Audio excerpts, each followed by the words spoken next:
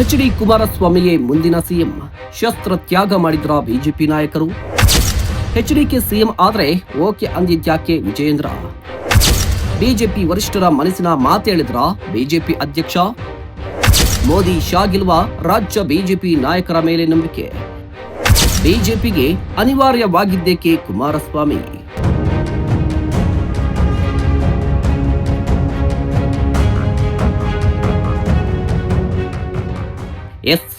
H D. Kumaraswamy CM ಆದ್ರೆ ನನಗೇನು ಅಭ್ಯಂತರ ಇಲ್ಲ. ರಾಜ್ಯ ಬಿಜೆಪಿ ಅಧ್ಯಕ್ಷ ಬಿ.ವೈ. ವಿಜಯೇಂದ್ರ ಅವರ ಈ ಒಂದು ಹೇಳಿಕೆ ರಾಜ್ಯ ಬಿಜೆಪಿಗೆ ಬೆಂಕಿ ಹಚ್ಚಿದೆ. ಬಿಜೆಪಿ ನಾಯಕರು ಕೊತ್ತ ಕುದಿಯುವಂತೆ ಮಾಡಿದೆ. ಹಾಗಾದ್ರೆ ರಾಜ್ಯ ಬಿಜೆಪಿ ಅಧ್ಯಕ್ಷ ಬಿ.ವೈ. ವಿಜಯೇಂದ್ರ ಈ ಹೇಳಿಕೆ ಕೊಟ್ಟಿದ್ಯಾಕೆ? ಯುದ್ಧಕ್ಕೂ ಮೊದಲೇ ಶಸ್ತ್ರ ತ್ಯಾಗ ಮಾಡಿದ್ರ ಬಿಜೆಪಿ ನಾಯಕರು. ಬಿಜೆಪಿಗೆ ಅನಿವಾರ್ಯವಾಗಿದ್ದಕ್ಕೆ ಕುಮಾರಸ್ವಾಮಿ ಅನ್ನೋದನ್ನ ಈ ವಿಡಿಯೋದಲ್ಲಿ ನೋಡ್ತಾ ಹೋಗೋಣ. ಅದಕ್ಕೂ ಮುನ್ನ ನೀವಿನ್ನೂ ನಮ್ಮ ಚಾನೆಲ್ ಅನ್ನ ಸಬ್ಸ್ಕ್ರೈಬ್ ಮಾಡಿಲ್ಲ ಅಂದ್ರೆ ಈ ಕೂಡಲೇ ಸಬ್ಸ್ಕ್ರೈಬ್ ಮಾಡಿ.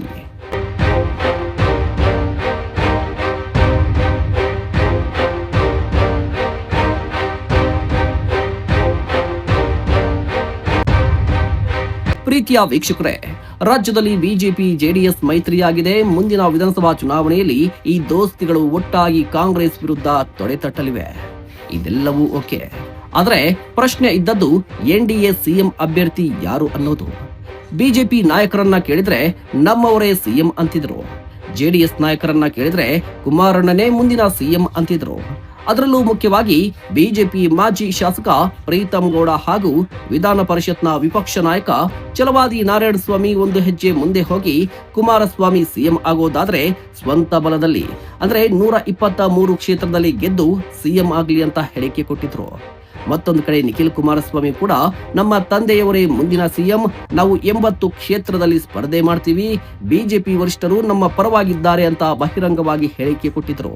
ಆದ್ರೆ ಈಗ ಸ್ವತಃ ಬಿಜೆಪಿ ರಾಜ್ಯಾಧ್ಯಕ್ಷರೇ ಕುಮಾರಸ್ವಾಮಿ ಸಿಎಂ ಆದ್ರೆ ಓಕೆ ಅಂದಿದ್ದಾರೆ. ಹೌದು, ಇತ್ತೀಚೆಗೆ ಬಿ.ವೈ. ವಿಜಯೇಂದ್ರ ಕೊಟ್ಟಂತ ಒಂದು ಹೇಳಿಕೆ ಈ ಎಲ್ಲ ಕುತೂಹಲ ಗೊಂದಲಕ್ಕೆ ಬ್ರೇಕ್ ಹಾಕಿದೆ. ವಿಜಯೇಂದ್ರ ಇತ್ತೀಚೆಗೆ ಸುವರ್ಣ ನ್ಯೂಸ್ ಚಾನೆಲ್ನ ಕಾರ್ಯಕ್ರಮದಲ್ಲಿ ಭಾಗವಹಿಸಿದ್ರು. ಆಗ ಅವರಿಗೆ ಮುಂದಿನ ಸಿಎಂ ಬಗ್ಗೆ ಪ್ರಶ್ನೆ ಎದುರಾಯಿತು. ಆಗ ವಿಜಯೇಂದ್ರ ಅವರು ಮುಂದಿನ ಸಿಎಂ ಅಥವಾ ಕುಮಾರಸ್ವಾಮಿಯವರೇ ಎನ್ಡಿಎ ಮೈತ್ರಿಕೂಟದ ಮುಖ್ಯಮಂತ್ರಿ ಆದ್ರೆ ನಮಗೇನು ಅಭ್ಯಂತರ ಇಲ್ಲ. ನಮ್ಮ ವರಿಷ್ಠರು ಹೇಳಿದಂತೆ, ನಮ್ಮ ವರಿಷ್ಠರ ನಿರ್ಧಾರದಂತೆ ನಡೆದುಕೊಳ್ತೀವಿ. ಕುಮಾರಸ್ವಾಮಿ ಸಿಎಂ ಅಭ್ಯರ್ಥಿ ಅಂತ ಘೋಷಣೆಯಾದ್ರೆ ನಾವು ಒಟ್ಟಾಗಿ ಕೆಲಸ ಮಾಡ್ತೀವಿ ಅಂತ ಉತ್ತರ ಕೊಟ್ಟರು.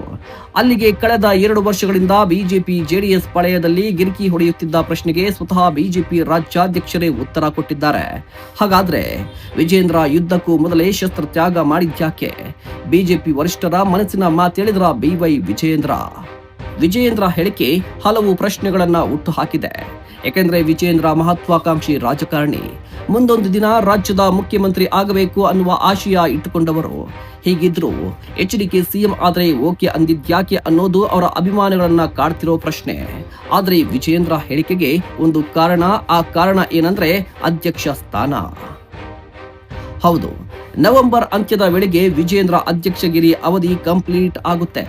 ಆದರೆ ವಿಜಯೇಂದ್ರಗೆ ಅಧ್ಯಕ್ಷರಾಗಿ ಮುಂದುವರಿಯುವ ಇಂಗಿತ ಇದೆ.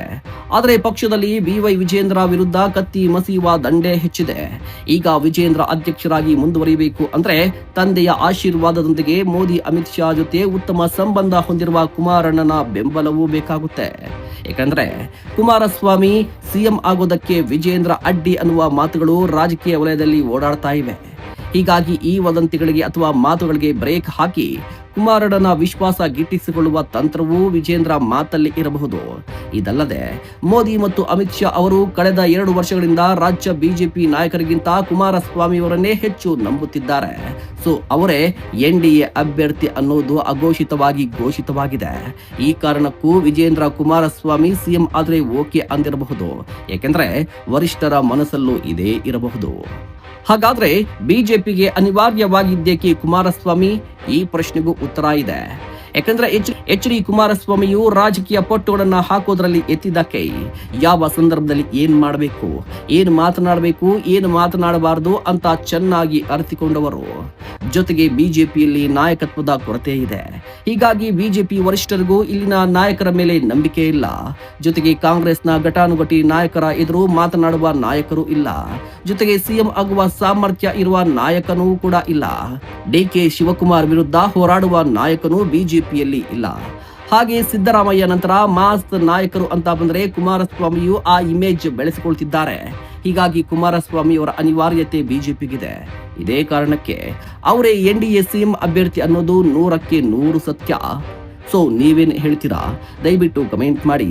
ಇಂತಹ ಮತ್ತಷ್ಟು ಕಂಟೆಂಟ್ಗಾಗಿ ನೋಡ್ತಾ ಇರಿ ಪೊಲಿಟಿಕಲ್ ನ್ಯೂಸ್ ಬೀಟ್.